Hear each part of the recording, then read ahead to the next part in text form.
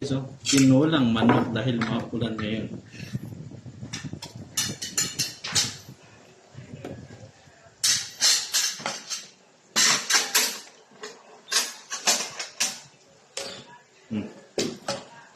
Wow, masarap din ang kain natin ngayong gabi.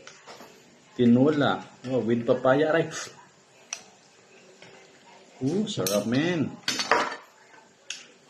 Thank you, Lord. Okay, papaya. Medyo mahinog-hinog na yung papaya, pero green na green pa yung ano, dahon. Ay, yung dahon. Balat. Yan na. Mainit yan.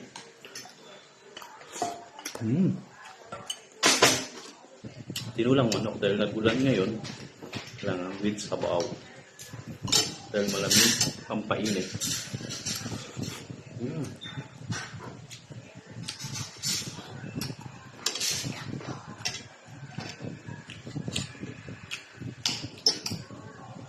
Papaya.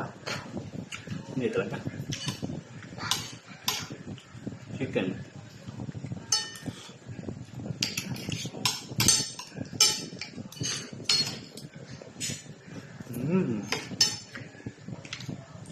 Buntot ata itong nakuha-kuha.